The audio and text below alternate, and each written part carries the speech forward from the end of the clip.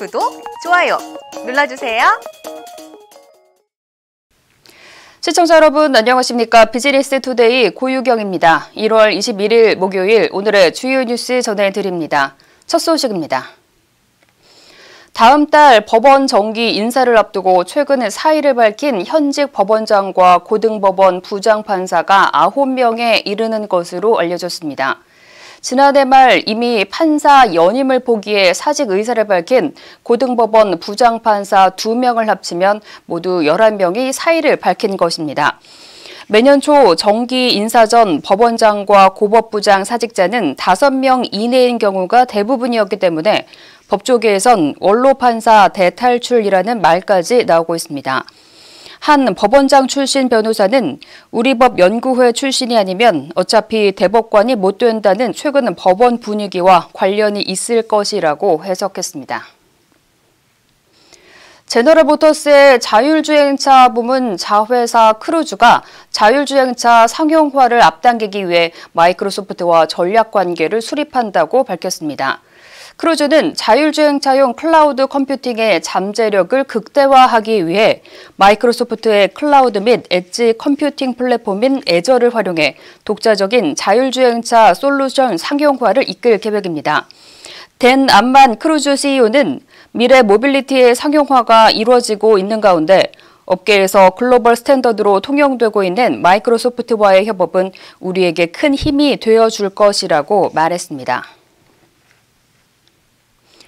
삼성전자는 생활가전 6개 제품이 한국표준협회가 주관하는 AI 플러스 인증을 취득했다고 밝혔습니다. 이번에 인증을 받은 제품은 로봇 청소기와 냉장고, 세탁 건조기 등 총 6개로 이는 가전업계 최다 품목입니다.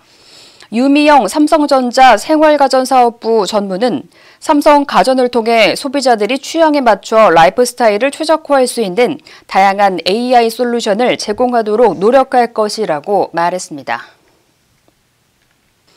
LG전자가 시그니처 키친 스위트 쇼룸을 추가로 열고 프리미엄 빌트인 브랜드 마케팅 강화에 나섰습니다. LG전자는 21일 서울시 강남구 청담동에 시그니처 키친 스위트 청담 쇼룸을 오픈했습니다. 이 쇼룸은 LG전자가 2017년 국내 최초로 개관한 초프리미엄 빌트인 전시관인 노년 쇼룸에 이어 국내에서 2번째입니다. LG전자는 오는 23일까지 프리미엄 가구 업체 등 주요 B2B 고객사를 대상으로 사전 투어를 진행하고 25일 공식 오픈할 예정입니다. 수출 물량 급감과 내수 판매 부진으로 8년 만에 적자를 낸 르노 삼성자동차가 전 임직원 대상 희망퇴직을 실시합니다. 르노 삼성은 21일 모든 임직원을 대상으로 다음 달 26일까지 희망퇴직을 신청받는다고 밝혔습니다. 희망퇴직자에게는 법정 퇴직금 외에 근속 연수에 따라 사무직의 경우 6개월에서 24개월치, 생산 서비스 직군의 경우 15에서 36개월치 급여를 특별 위로금으로 지급합니다.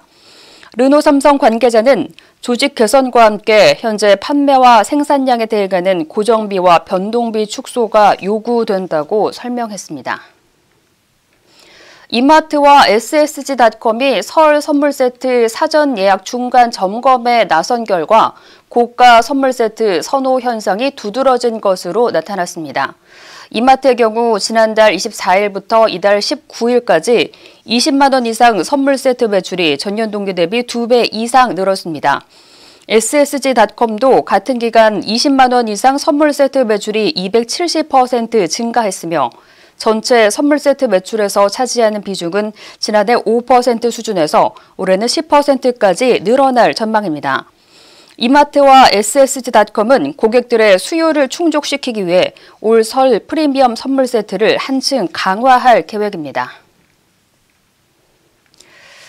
주택 청약에서 계약 취소로 인한 물량의 신청 자격이 무주택자와 해당 지역 거주자로 강화됩니다.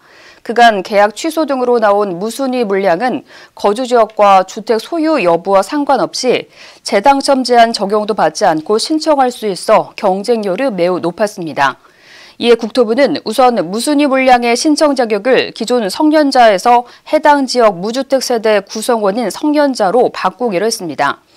이는 해당 지역에 거주하는 무주택자에게 공급 기회를 확대하고자 하는 취지로 개정안은 오는 3월 말 시행될 계획입니다. 문재인 대통령은 20일 외교부를 포함해 3개 부처 장관을 내정하는 등 최근 3차례 인사로 내각 절반을 교체했습니다. 하지만 이번에도 자신과 일해온 인사와 친문 현역 국회의원을 발탁하면서 내 편 인사만 한다는 비판이 나오고 있습니다. 문 대통령이 신임 장관 후보자로 각각 지명한 정의용 전 청와대 국가안보실장과 더불어민주당 황희, 권칠승 의원은 모두 노무현 정부 사람들입니다. 황희 후보자는 노무현 대통령 시절 청와대 홍보수석실의 행정관이었으며 권칠승 후보자는 당시 청와대 민정수석실 행정관이었습니다. 황 후보자와 권 후보자 모두 민주당 내 친문 모임인 부엉이 모임의 주요 멤버이기도 합니다. 보궐선거가 석 달여 앞둔 상황에서 서울은 야당, 부산에서는 여당이 각각 우위를 보이고 있다는 여론조사 결과가 나왔습니다. 이날 리얼미터가 YTN 의뢰로 지난 18일부터 20일 전국 18세 이상 1,510명을 대상으로 조사한 결과 민주당 지지율은 전주보다 2.0%포인트 오른 32.9%로 집계됐습니다. 국민의힘 지지율은 같은 기간 3.1%포인트 내린 28.8%로 조사됐습니다. 보궐선거가 열리는 서울에서 국민의힘 지지율은 35.1%로 나타났으며 민주당은 26.6%를 기록했습니다. 반대로 부산, 울산, 경남 지역에서 민주당 지지율은 전주보다 8.4%포인트 상승한 34.5%로 우세한 것으로 나타났습니다. 이상으로 오늘 비즈니스 투데이를 마칩니다. 오늘도 함께해 주신 여러분 감사합니다.